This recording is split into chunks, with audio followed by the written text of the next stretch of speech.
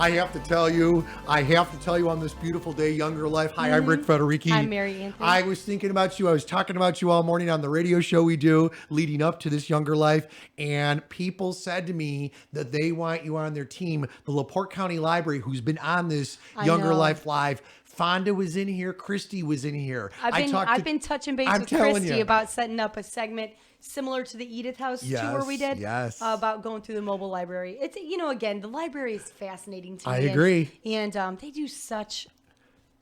they do such an amazing job for our community. Give me some 3D printing models, which I got turned on to less than a year ago. I love that stuff. Oh, yeah. It's just so neat. So okay, you know who else do they want to be on your team? Who? Trina and Todd from the Bike Stop. I was talking about your new apparatus you bought from them.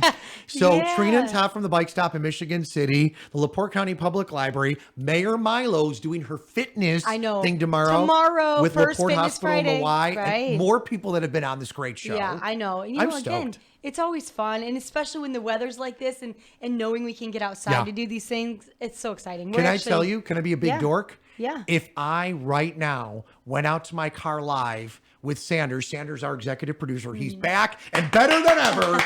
I'm glad he's feeling better, right? He's got a coffee about this big, Amen. and you suck down one. But guess what I have in my Rick Federici truck right now? What? Not one, two bikes. Do you? I'm going to get the trainer tires off my bike, the ones that I use for winter on my apparatus. I didn't realize it was a different tire. I didn't know that till this year either. I'm learning all kinds of new even stuff. when we had them here and we went there looking at the trainers, I guess I just didn't realize it's a different tire. What's different about it?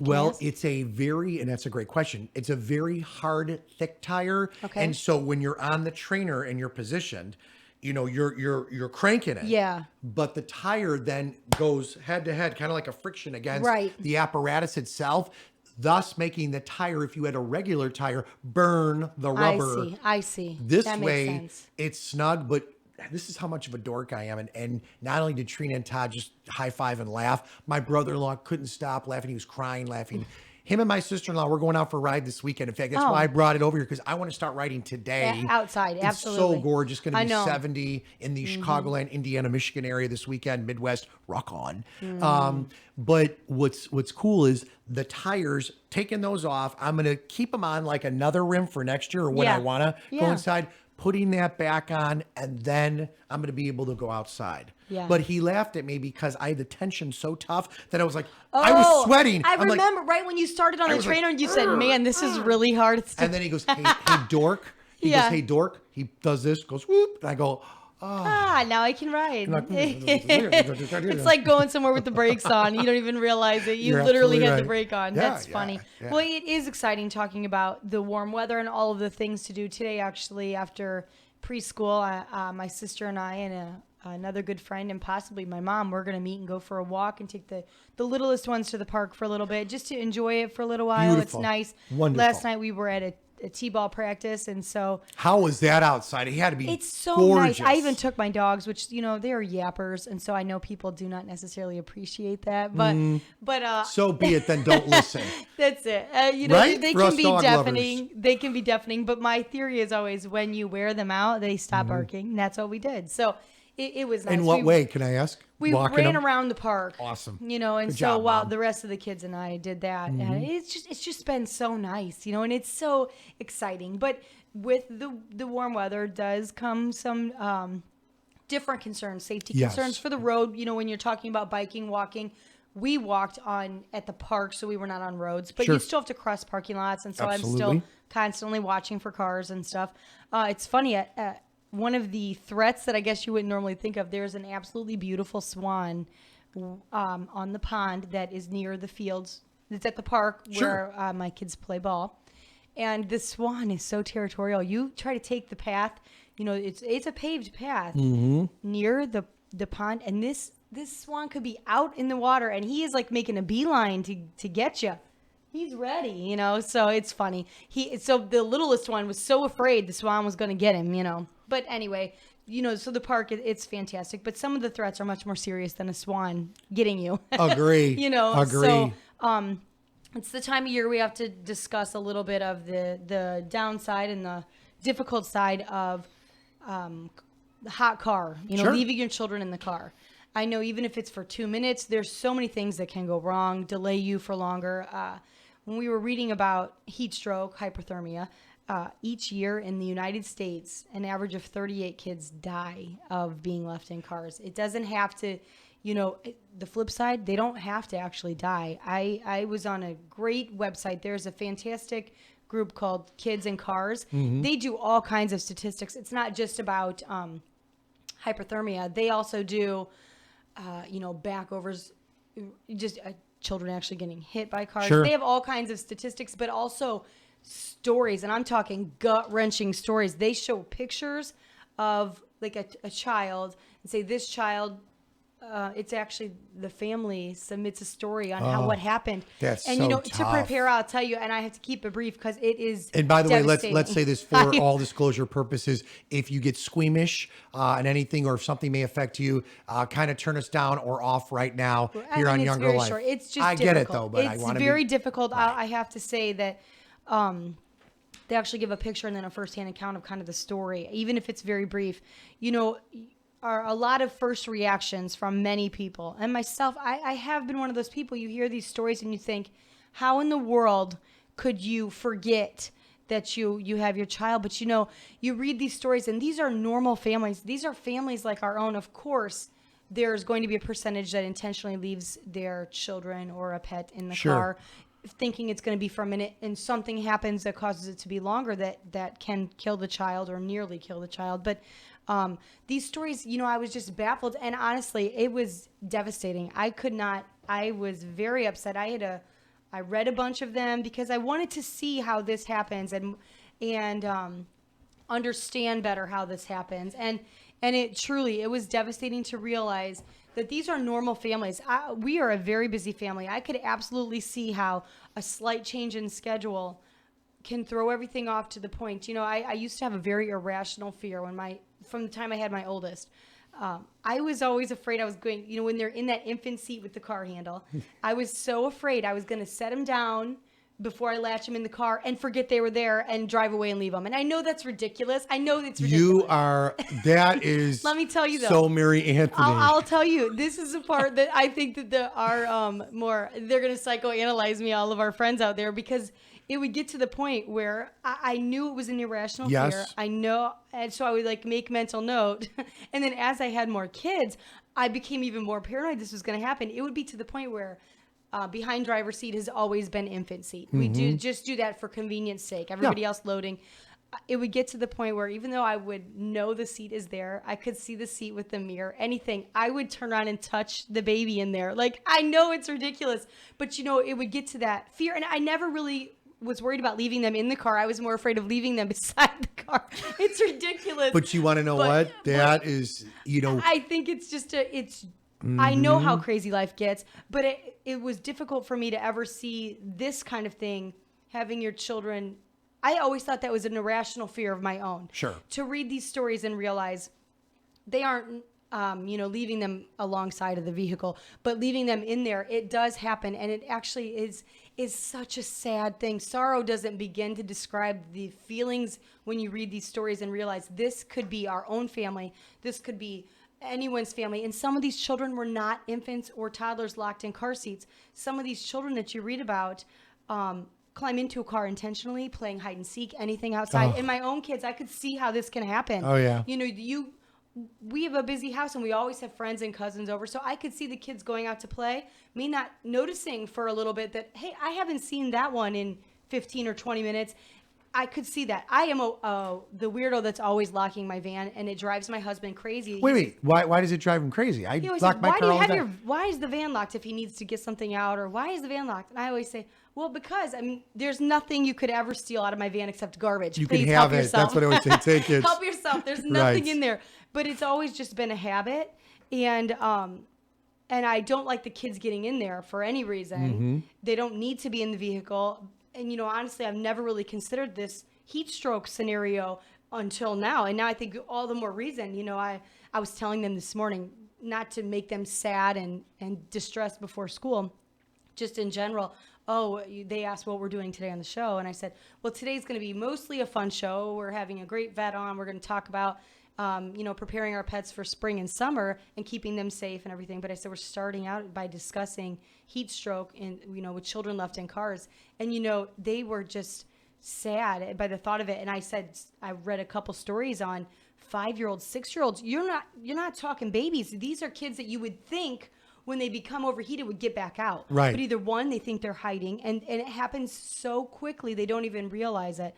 So it's important that we understand this more as a culture and not always place blame. So many of these parents had written stories about how in their own communities, people think that they're child abusers when they truly, this was an accident, and it's devastating to the rest of their lives is affected. Well, throwing this out there, and I chatted with you and I said, in my younger years, my first reaction would have been, this is crazy. These people, this is unacceptable. But now as I edge upon 50 and my daughters are women, I think to myself, I could literally see in today's world, or even 10, 15 years ago, you're on the phone, which I don't know if that's good or bad. Your child's in the back. Things are happening. Your things are just around you, and you get out and or whatever. And then it's like, and can I say this? I made this comment last night. I can't believe you brought up the whole backing up and kids getting run over, on a side note. Right. Thank the Lord for some of these newer vehicles of the last decade where there's cameras. But man, you really, spring, summer, just every time, always look to your left, be to your aware. right, be in tune with what is around your car. It is hard. It's so That's easy to zone out, crazy. especially when you're in your car a lot. Yes. You obviously know, you Nonstop. understand. So that is really hard. I think it's important to point out that so many, there is a misconception, obviously, that leads to this. Typically it is the thought that only if it's hot outside is it dangerous. But even if it's a little cooler, it gets very hot inside of a vehicle. It's important to point out that on a 70 degrees sunny day, as we're inching up on, Yes. so it's so nice. That's Thank again you. why it's important to bring up. A car can reach 100 degrees within 15 minutes. That sounds like a long time, but even if you're getting gas, you have everything up and you run in to pay, you run into somebody or somebody in front of you has problem paying. Yes. And it just delays it. Even this is another idea. It's the perception that cracking the windows can somehow keep the temperature in a safe range, but that is actually a very dangerous myth. Open windows have very little effect, especially if they're just cracked, because you're not going to put them all the way down if you're afraid someone's going to steal your infant. You know what I mean? You're not going to, especially when we're talking little baby or toddler, you would never leave them all down. So there certainly is not enough airflow in there. Body temperatures in children can raise 3 to 5 times faster than in adults, and brain damage or death can occur in minutes. It's another important thing to point out in some of these just gut-wrenching stories. And honestly, my heart goes out to everyone that's had any accident, and a parent should never have to bury a child. I've always said that, but I think it's important to point out it doesn't always lead to death. There are families that deal with just absolute devastation from this. There are children that live, and thank God they do, but they live, their way of life is completely different. They suffer serious brain damage. They may never walk again, talk again. They don't see, or they lose their hearing. It was devastating. I do not want to depress everybody, but it's important. It's reality, though, Mary. It really happens. is. Yeah. And so there's, and especially the littlest thing, a change in schedule, slight change in schedule can just throw you off that much that even with the best of intentions, accidents happen, and we all know that. So there are some things that are recommended. Let me see. Well, I'll tell you those. Obviously parents, we're tired, you work, you run all the time, and, whatever. So it's important to point out that being sleep deprived, is definitely a trigger that can affect this. But experts suggest that you can actually reduce the risk by remembering to ACT, A-C-T. And what does ACT stand for? A is avoid. Avoid heat stroke related injury and death by never leaving your child alone, even if it's for a minute. And I know that I've been guilty of this myself. If I'm at home and getting ready to leave and realize I've forgotten something, it is a definite mental struggle to say, my children are a little bit bigger now, so that's a little different. But right, as in buckled in seatbelts or 5-point harnesses or infant seats, it was always a struggle. It's like, oh, should I run back in or unload everybody and get it and come back? So that's always been an issue. But don't leave them in there. You never know what's going to happen. So don't leave them alone. Be sure to keep the car locked when you are not in it so they do not climb in on their own. I agree with that one Devastating 100%. case. You should be locking anyways. A brother and sister, we're talking 4 and 5. They were not babies, but they were playing hide and seek and got into a trunk. And I don't even know how I know some cars used to the back seat would Sometimes fold down. you could pop it with a button on some of the models. Yeah, but then they had to close it. So the only thing I could think of is some back seats used to have a little, Oh, you're I call it a absolutely little right. cave, Yeah, I don't yeah. know, to climb back. Yeah, And you're they were absolutely found right. in a trunk playing hide and seek with neighbors, and they were being supervised. They just didn't know where they were hiding. And it's really unfathomable to realize what these families go through. Agree. So remember to lock your car when you are not in it. Create is the C. Create a reminder. This is, I thought, the best point out of all recommendations to help remember. Put something in the back near your child that you need, whether it's your briefcase, your cell phone, your iPad, your laptop, something that you're going to grab for work. If you get in the habit of always putting your bags in the back seat, or in my case, I have a minivan, so when my children aren't with, I throw my stuff in the middle seats, and then I would always know even if someone had climbed in there to hide, Yes. stow away one day, I would know it, and so it's important. Put your stuff. That was the most credible. I liked that piece of advice the most. Put something back there. You will notice. You're going to get it out, so you're going to notice. Put your lunch back there. You know what I mean? You're going to notice. So do that. In your case and in my case, when you said your minivan, and we're talking about trucks. I know you're actually good about no garbage in yours, but Yeah, mine's right. kind That of is a full. fib. I kind of Well, live fibs. between the Schaumburg, West Burbs of Illinois, My van's a Indiana, and pit. Michigan with the 2 stations. My car is my second house. I know. I hear It really you. is. I hear you. My van is a pit at all Oh, times. get but out of here. whatever. It's always clean. Yeah, right. It's beautiful. That's not true. He loves me. Listen to him. Listen to him. That's just not true. So the T in ACT is take Yes. action. This is, again, super important. And I hope everybody takes this one to heart. If you do see a child or a pet in a vehicle, call 911, but stay with the victim. The emergency personnel are trained to respond to these situations and can get help there quickly and can talk you through if there's some issues. But if you do notice help is not arriving quickly enough and you see any sort of distress out of the child, no matter the age, if they're lethargic, if their coloring is poor, you'll notice difference in their breathing. Engage in a witness and do what's necessary. And what's necessary is typically to break a window to get in. I was just going to say, I'm breaking. A good point is you break a window furthest away from the child. Yes. Just in case any glass, Agree with that. should spray. But it's so important. And get that child out. Get them out of the vehicle. Take off a layer of clothes. Strip them down. They need to cool down. Some of these children that I read, even the children that actually did not die from their incidents, their core body temperatures when they arrived to the hospital were 107. Oh 108. my gosh. That's death level. And so much of the brain, it's so sad. And as parents, some of these parents, it's hard to put into words how to empathize with them, because to know you've made such a mistake that you cannot undo is just devastating. So many parents commented they don't know how to go on, because it's terrible when there's an accident of any sort, but when you feel responsible for And it. it's something that could have been prevented. Exactly. Let's be honest on that one. It's a very, again, a heavy thing, but something to point out, especially as our temperatures raise. And again, just because it's not summer yet, it's still dangerous. Please do those things. Act. Avoid leaving a child in a car alone at all. Lock your doors if you're not in the vehicle so they don't get in it. C, create. Put a reminder back there.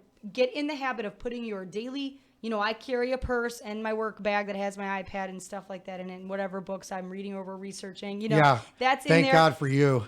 No, I'm saying, but honestly, those things are always with me. Sure. No, I'm I'm not with you. going to forget my cell phone or my iPad when I'm at work, because I might need them. And, my phone I have with me always when I'm not with my kids, in case someone needs to reach me for the kids. Agree. So if that's in my purse and it's back there, which it should be when you're in the car anyway. So, I'm always going to be looking back there. They say, take a peek, scan your car. Again, it doesn't have to be you leaving your child in there. They could have climbed in there thinking that it's a funny game and, and it'd be deadly. So, and T, take action.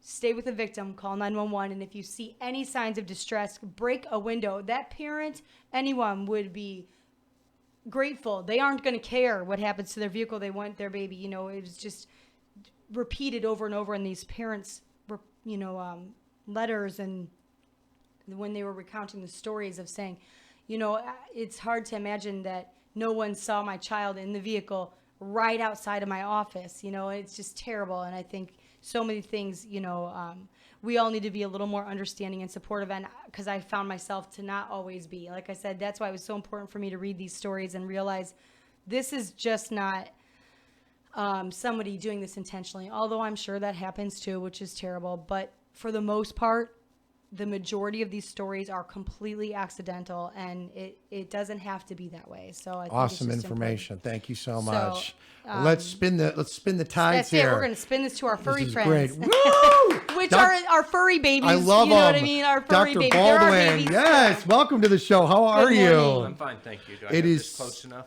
Yeah, you're Okay. great. So great to see you. It is just a wonderful time of the year. Spring and summer are here. Exciting. You are just a wealth of knowledge. Thank you. Obviously, the Animal Clinic of Michigan City in our backyard. Let's chat a little bit. Talk to the listeners and the viewers. Tell them a little bit about yourself, if you wouldn't mind, Doctor, and then we'll get into some spring and summer fun stuff here. Preparedness for our pets. I'm all about it. Well, I'm Dr. Scott Baldwin. I work at the Animal Clinic of Michigan City, which is on Woodland, just down the road from the high school, right next to the bowling alley. We do a combination of traditional medicine and some non-traditional medicine, chiropractics or adjusting. We do some low-level laser therapy. We tailor our vaccine schedules every year to where it's tailored to the individual. We run titers as opposed to just vaccinating all the time. Your traditional heartworm, traditional surgeries, dental care, etc. So we'll pretty much do a combination of what you would normally think of at most veterinary hospitals. Your annual care, your heartworm prevention and dentals, and then we do our non-traditional stuff, evaluations for lameness and whatnot, so that we can see if there's other options to help treat and manage as opposed to just drug therapy all the time. That's fantastic. So when you say lameness, I associate that with horses. Are you big animals and small animals? I just do small animals. I mean, we have horses at home, so I'm that very, cool? That's fabulous. yeah, I'm very in tune with that. I grew up around cattle, and so yeah, when I first got out of school, I actually spent the first couple of years doing large animal mixed practice, small. Dogs, cats, horses, sheep, goats, pigs, etc. But at the animal clinic, we just do small animal. And when everybody thinks when you do say lameness, and I don't think about this anymore, but you're right. A lot of people automatically think horse. I associate yeah, right. I you can associate have the term with horse. But yeah, and that traditionally with veterinarians and veterinary medicine, that is a traditional thought. I being around what I have, I don't. Lameness means just you're having problems. Okay.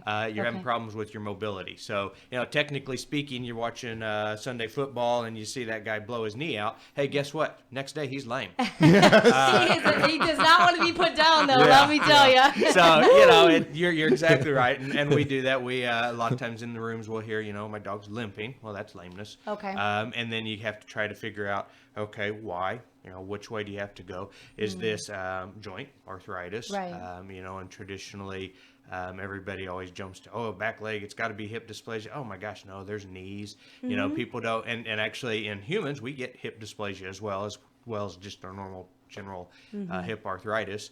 But in people, when somebody has a lameness, most everybody thinks, it's ankle or knee. Yeah. In animals, everybody sits there and thinks, it's got to be the hip. Yeah. Heck, it can be the spine. It can be, Right. the ankle or the wrist, whichever leg you're on, toes.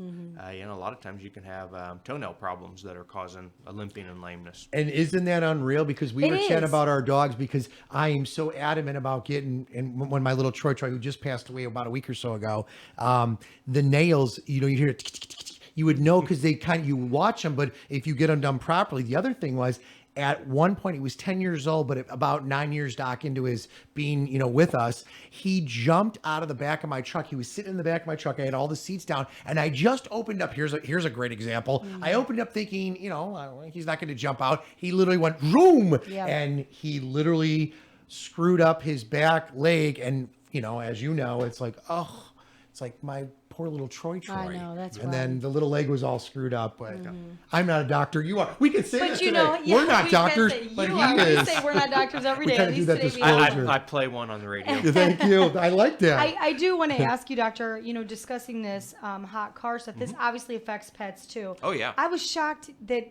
statistically hundreds of dogs every year. They usually say in the United States an average of 38 children die in hot cars and hundreds of dogs. That's devastating. I know my dogs love to go, and there's so many times that we take our dogs. Absolutely But if agree. I know we can't, for whatever reason, I know, say we're running errands, well, I know we're going to be out of the car too much. I wouldn't leave them in there. Is it safe for a dog to be in there at all if the windows are cracked and stuff? Not really. It's no different than children. I mean, and there's two variables because I have a client, really good friend, and he has a dog that's almost attached at his hip. And his dog just has to go with him. And actually for him, and I'll try not to use names, so if Yeah, I no, do, that's hard. stop I me know. or bleep me out or something. None of them are real. But for him, his, he doesn't have any others. His kids are out, downstate or out of state. It's just him and his companion. So they pretty much go everywhere all the time. I mean, they're, like I said, they're almost 24/7. And in the summertime, sometimes he'll, drop it off at friends or at us or somewhere if he has to go somewhere that he knows he's going to be long term. But for him, when he goes to the store or anything else, he actually he keeps 2 sets of keys, and he keeps his air conditioner running in the summertime, and in the wintertime, he actually keeps the heat running on it so that he can leave him out. And I was I at a see. meeting with him one evening, and I saw out there, and here he has his car running. We were in the meeting for a couple hours. It's dead of Wow. winter, and you go out there, and I mean, it was nice for him because he went out to the car, and guess what? It's warm. Yeah. But no he kidding. did that for his, and that's probably, if you're thinking at all about anything like that, that's probably the way you have to approach. And most people don't think about that. Yeah. Now, on the other hand, somebody might come along and go, "Oh my God, look at that." And I know that this has happened before, and so he's got to deal with the local officers a couple I of was times. going to ask you that. So Yeah. that I wonder what does happen on a legally. He's not doing anything wrong, especially if he's providing heat or air for the. But what if Companion. the car? I hate to say it, but what if the dog hit the shifter with his paw? I mean, I'm not trying to be weird. Right. But you have to push a brake to make it move, right? Most of your cars nowadays, they're not quite that simple. And like I said, there's 2 ways to look at everything. Yeah. The vast majority of people would go somewhere and they'd have their guy with them or their gal with them or whatever, and they'd be like, okay, well, I just got to run in and get a drink and pay for my gas and not Right. ever think about it. And it does it flows both ways. Okay. So yeah, it's an issue, and I have seen multiple times where I've gone into a place and you never know how long they've been there. Usually, the first thing I'll do, and especially now after this individual, if I see something like that, I'll go check the windows. And a lot of times, most of them, like with him, he cracks the window as well. Okay, For some but fresh air if moving you in if you there. check the window and in dead of summertime, that window's cold. Yeah, you Yeah. can probably guess that if the Right. car's running, the air conditioner's on. Right. Or summertime or wintertime, it's heat, etc. So that's usually the first thing. And then when you get in, wherever you get in, you go up and have them announce over so Right. that somebody knows. But yeah, the same things apply with our animals as with our children. The temperatures are, there's not any real difference. Yes, you have your core temperature rising, you have brain damage, Right. etc.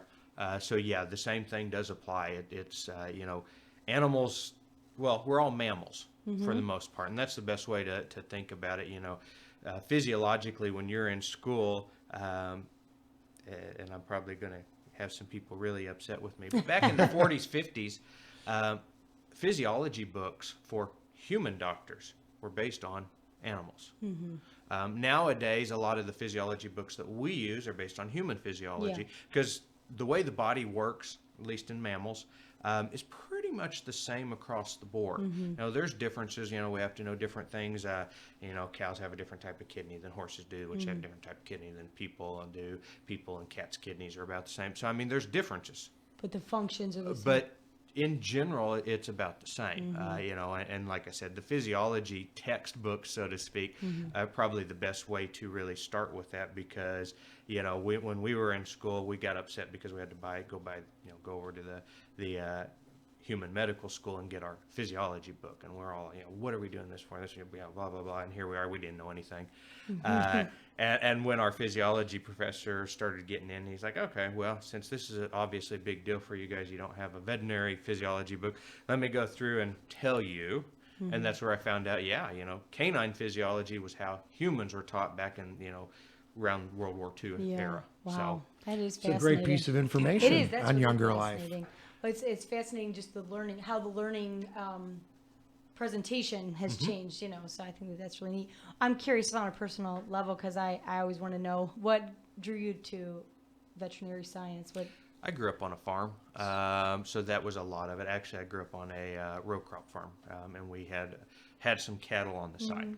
It was kind of how my grandparents and uncles, because I worked with them a lot. And my favorite time of the year was when we worked the cattle. My least favorite time of the year was rest of the year when you were stuck in a tractor. Yeah. Yes. For Crop me. stuff, right? So that was for me, and I've got some friends from college that are the exact opposite. Yeah. Yeah, so for me, that's probably the big draw was I enjoyed the time when we were out and doing the cattle work, That's neat. and so that's probably the biggest draw. Spring and summer, obviously a huge time. And I'm doctor, I know you probably have a completely unbelievable amount of information we could throw out there, but let's kind of throw out and to the WIMS and Younger Life audience, talk a little bit about spring and summer and the importance for our pets, things that we could, be in tune with that will help us all out, which would be great. Traditionally, spring, for the most part, at least up in the northern parts here, one of the biggest traditional issues in the past has been heartworm prevention. A lot of the areas, if you sit and talk with the doctors in different areas, you'll find that we've kind of moved away from that. It's not just it's spring, it's time to do heartworm. It's more, let's spread this out and deal with this through the year. But traditionally, spring has always been heartworm and then flea and tick. So that's probably our biggest things is heartworm, fleas, and ticks. And those are still important because whether it's spring, summer, winter, fall, etc., because you'll see those insects year round. I always, when I'm dealing with heartworm disease, heartworms are carried by mosquitoes. And my favorite topic, especially in the dead of winter, and we don't keep them anymore, but we used to keep the mosquitoes that we would catch inside the clinic in a little bag. Oh, really? To show people, hey, mosquitoes are around in the wintertime. Yeah. And That's funny. so we would keep them, and we don't anymore because I had too many people. Oh, well, you're just catching those in the summer, and I'm like, yeah, I got better things to do besides catch mosquitoes. Yeah, you're a little bit busier than way that. busy. Would But work. it's still a winter problem, so we go through a lot of that. But this time of the year is when we really talk about it because this time of the year is when we're starting to see things. Right, We were right. seeing out at our place, at least we were seeing, or at my home, we were seeing mosquitoes a few weeks ago, Us which too. means they were probably out even before that. Same with our fleas and ticks. Ticks were the first ticks coming into the clinic for us this year was right around the first week of February. You know, this is Wow. funny. This is what people are always baffled by. We live out in the country, so I always notice ticks right around the beginning of February when you had those first few nice days. It doesn't have to be super nice. There could still be snow on the ground, but it kind of starts melting off a little. Within a week or two of that, we always find the first couple ticks. We'll be out. Perfect example. It was I'm trying to think if it was towards the end of February or the first week of March. One of my children had practice, so the rest of us were at our school, which is out in the country. They have a nature trail through there. Typically in the summer, we never go in there because there's a lot of poison ivy, and I have a couple that are super, super allergic to poison ivy, and the bugs are really bad. So because there's a little creek that runs through Sure. it, and it's a cute thing. And I said, hey, let's go back there because the snow had melted off, but there's nothing growing yet, and let's go. We went back. We came out. We had 4. I said, I didn't think to check for ticks right away, but I said we might have to make sure we check the dogs for ticks tonight because they're weenie dogs are short to the ground. Yeah. They were in a lot more weeds than we were, so old weeds. So my daughter though had on a sweatshirt and she said, What's on me? She had a little tiny deer tick on her, so we checked us head to toe, and dogs too. I had to comb to checking the dogs, and we found a total of 4 ticks, and that was in a 25 minutes at max that we were back in this trail. I'm going to ask you this I was question, stunned. and maybe Doc can answer this. How do you know? Because that to me, unless you guys are in tune with it, Doc Baldwin You here is just in tune with check. it. But how do you know?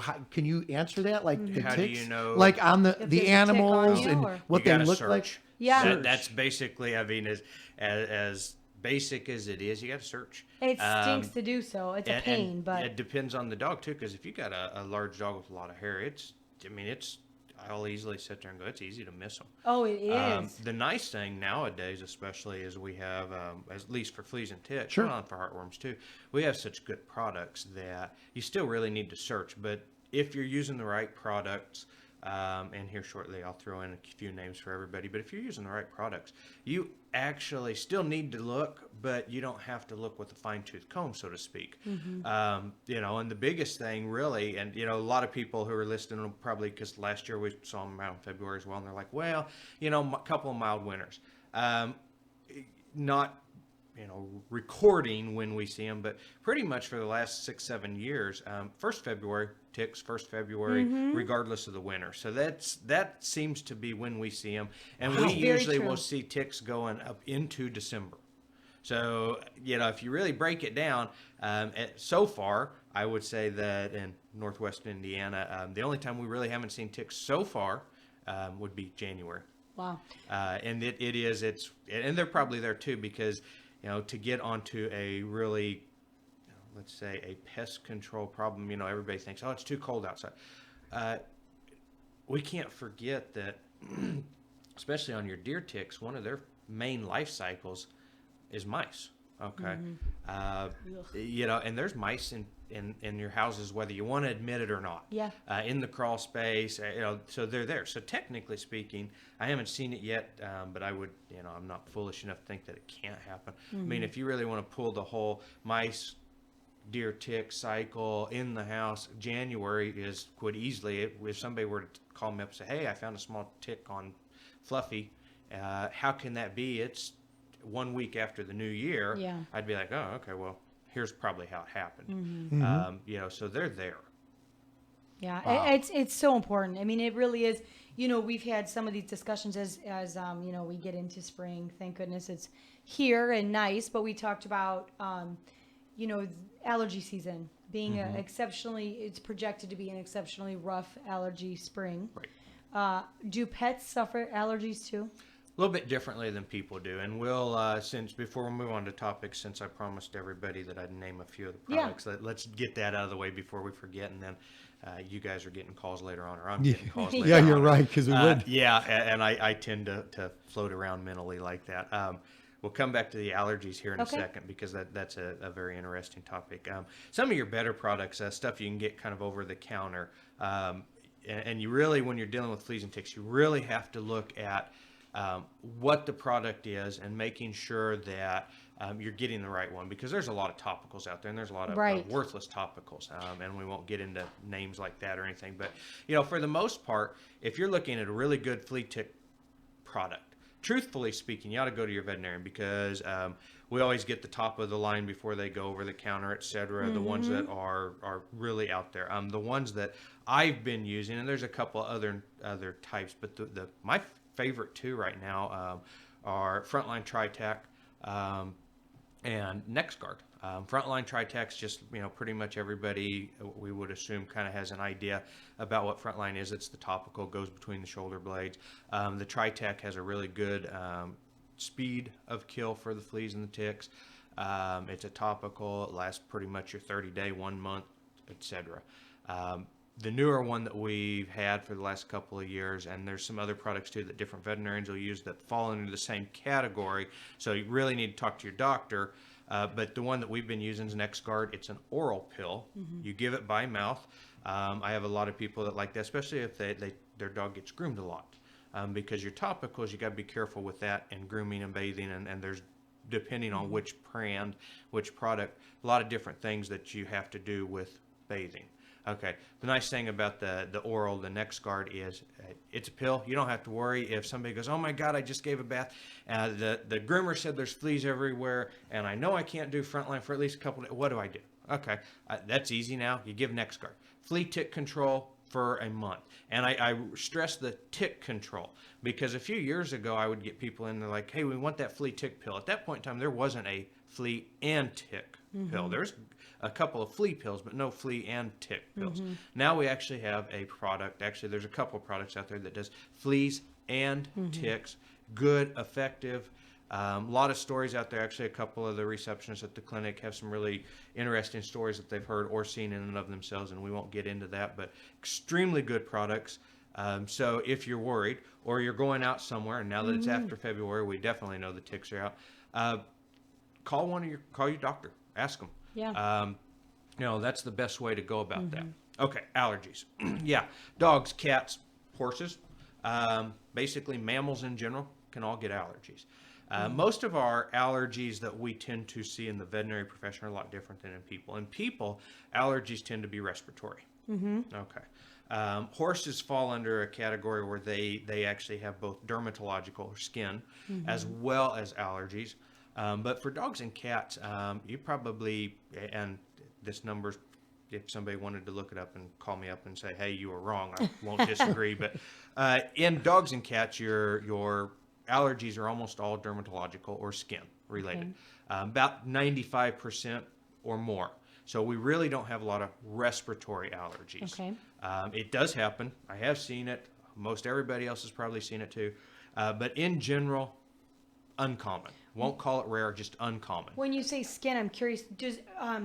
Do you mean like maybe hair loss, or like they actually get like hives per se, and they're digging at their own skin, or both? I mean, Yep. Oh, okay. Okay. Itching, scratching, secondary skin infections. Is there a way we can actually treat our pets, as we discuss different types of medications and stuff over the counter, talk to your doctor, kind of preventative? If you notice that your pets are having these similar The simple trying to alleviate the itch, because that's usually what starts everything.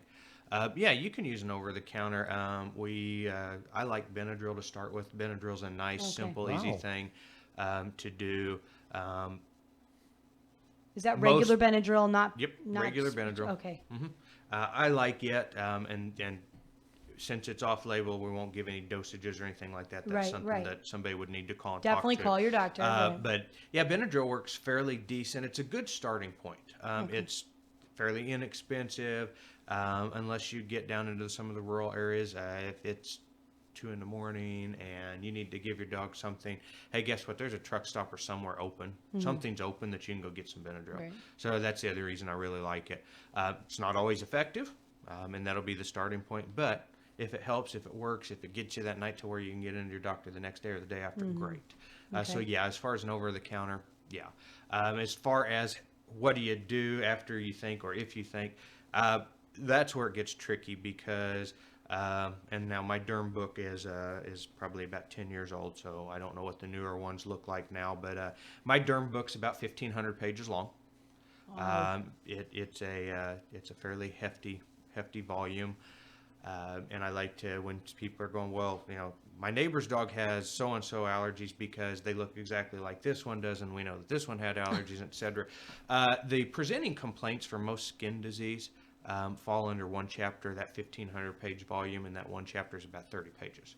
So all your symptoms and signs, regardless of what kind of allergy or where it's at, are pretty much all look the same. Okay. So it's like a knock in the car. Okay, that could be any number of things. Just because you're hearing a knock in the Process car, of elimination Don't at ask that Rick. point. That's rough. Flat I'm tire bringing it in. transmission, Yeah. Right. no oil. It's the same with animals and veterinary care. Medical care they'll all look the same. Your big 3 topics for allergies, because for people, we always think, oh, it's got to be the pollen or the this or or dust or dust mites or etc. In animals, the 3 main categories for allergies that I start with: food allergy, insect or flea allergy, and I'll usually talk about flea allergy, but we'll lump it under insects. and then what they call atopy or your inhaled allergies. Those are your three big topics, your three big categories. And in people, most of our allergies tend to be inhaled. Okay, and then we get the whole respiratory thing. Animals, depends. There's actually a fairly big chart that you can follow along to try to determine, but depends on the age, the signs, when you've seen it. A lot of times somebody, you can get a 3 or 4 year old dog or cat come in and they're like, oh, they're itching. They obviously have allergies, never had a problem before. I usually try to get somebody to step back and go, hey, could be a simple skin infection. Could be a this, could be a that, any Maybe number they of things. tried something new, a new soap, a new Yeah. anything for the dog. They could. Yeah. you Yeah, know, and try 'em out. and that would be your fourth category, Yeah. actually, your contact allergies. When I was just starting school, that was a big thing. We all assume that there are a lot of contact allergies, and there are some contact allergies, but most of the dermatologists throughout the nation and the veterinary schools have found that actually that's pretty uncommon as well. It's not like, I laid on something and had this problem. So we actually, I saved that one because that's fairly uncommon. Yeah. I've seen it. We've all seen it, but truthfully, it doesn't happen a lot. But yes, you're right. The new stuff makes a big difference because it might not be a true contact allergy. It could be an irritation that led to something. Yeah, So yeah, yes, your very good. soap, or I just got them a new bed, or That's what I was going to say. The beds were the beds, ones for a right. lot of people where the dog gets a little, squirmy, unique, yeah. or even Yeah, the cat for that absolutely. matter. or you have your puppies with their new collars, because that causes a lot because it's a new collar. It feels different. It feels different to them because maybe they're a puppy. Yeah. So yeah, there's a lot. Sometimes there's simple things, and we like to use. In the lay world, we like to use, oh my God, we got an allergy. We're scratching at our ear. No, you're scratching at the collar. Yeah. That's fine, not a problem. We'll come back to that. But there are some simple things, and I try to do the simple things first because if you really get into allergies, it is complex. Really. You can, if you get a, allergy dog or cat in, you got to start with, okay, do we have a skin infection? Because you can have a skin infection with no allergy. That skin infection's itchy. I mean, people who've had staph infections know that. Poison ivy itches. And after the poison ivy goes away, a lot of times you have that skin infection that still itches. Right. And it's the same with our other allergies in dogs and cats. So you got to start with that. I always usually, unless I have there are some variables out there that key you in, and going back to that whole spring, summer insect thing. And this, if I had some forethought, I would have kind of tied these in. I usually, if I get somebody coming in itching, especially in the spring, summer, fall, the first thing I try to rule out flea allergy. Yeah. And I always start with that, whether you see them or not. And one of my favorite studies, which kind of goes to that whole blow your mind topic, the Dr. Dryden in K-State back in the 90s had his graduate students finish a study for him where they got to apply fleas to cats and then knock them out at set times, the cats, which also knock the fleas out and then count the fleas and et cetera, et cetera. It was a very, I'm sure that it was a very boring thing for those grad students to do. But what they found was on a cat, if they would put 25 fleas on that cat, by the end of the day, they would all have been groomed off by the cat and eaten. Really? So you would actually not see any. And so I tell you, for every one flea you'll find on a cat, that actually probably relates to 25. Wow. That's That a is cool crazy. stat. So if you see Yeah. those cats come in, you're like, oh, How 1, 2, 3, efficient are 4. they? Yeah, they're I good. mean, at wow, grooming. that's great. So I let everybody, just because you don't see it doesn't mean they're not Right, there. right. I didn't see the poison ivy or I didn't see that mosquito bite me, but I still itch. The effects. You still Yeah. have the effects. Yeah, that's and a so very that's good point. always the easiest one. Nowadays, that's the easiest one to start off with. 25 years ago, that was probably the one that always got pushed to the side because you didn't have good products in, and it was a real pain to deal with fleas then. Nowadays, it's so easy. I'm like, okay, why we're trying to do this and why we're working this out, we're going to act like it's fleas until proven otherwise. And that's my as a doctor, my approach to skin issues or allergies is you assume it's fleas until somebody can prove otherwise. And it's not hard, or no, it is hard to at least prove to me that it's Yeah. not fleas. Yeah. Because I would have to literally live in your place for 3 to 6 months before I'd say, oh yeah, there's no fleas. I mean, gosh, I work in a clinic. I go home and I'm not foolish enough to think that we don't have fleas because I'm probably bringing them home. Yeah. So my guys get treated year round. I'm not foolish enough to think, hey, I don't have fleas out in the yard, because guess what? There's squirrels and there's rabbits and there's feral cats and dogs come through, and then there's the deer, and they're there. Yeah. Whether Is you see that them or what you not. have going through your yard as well? All that Yeah. crazy stuff. Well, here at the radio ranch too, because Right. we bring our pets out here a lot, or you go for walks. But you have me thinking, doctor, because I never would have put that two and two together, even though it's Yeah. basic knowledge. That's actually Yeah, great. this has been all great information. I'm curious, as we do get into the warmer weather, are there specific things that people have to make sure that they do to prevent issues with their pets? Certainly don't have them with you then. I mean, in the car, unless you can accommodate, like we were talking about yeah. the hot car. But even things at home.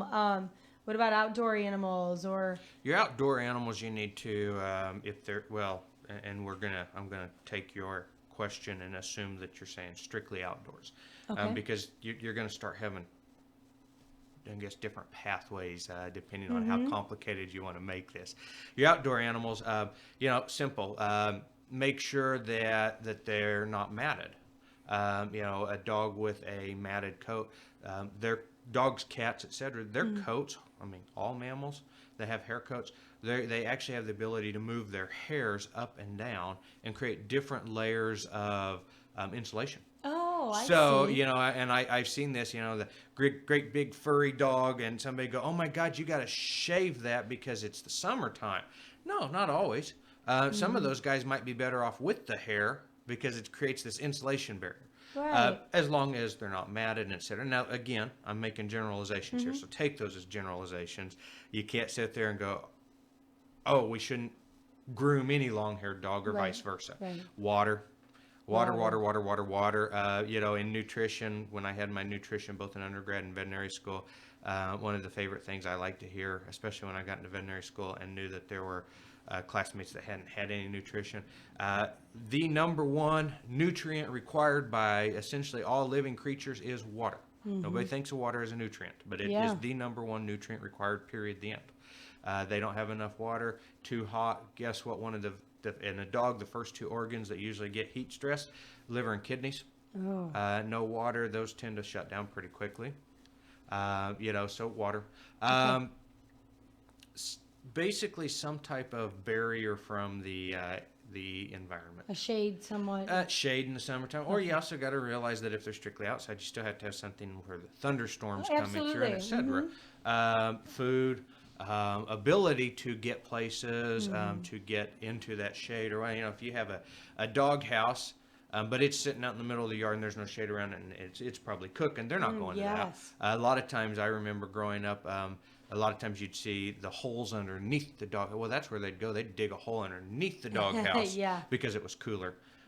So your summertime outside dogs, basically number one above and beyond water. Okay. Hold that thought. We have Awesome. to take a quick time out to go to the other side. Doc, if we want to get a hold of you, 879-0249, 879-0249. Thank you so much for being Thank here. you for coming. We definitely want you to We come wanna- back. Yeah, we'll have You're you come back. awesome. We could do You're lots very of different welcome. vet shows. He's but awesome. It was a great tie-in with the hot car incident. So please don't leave your children or your pets. Put an item in the back and remember Mm-hmm. to act. Avoid it by not doing it. Lock those cars.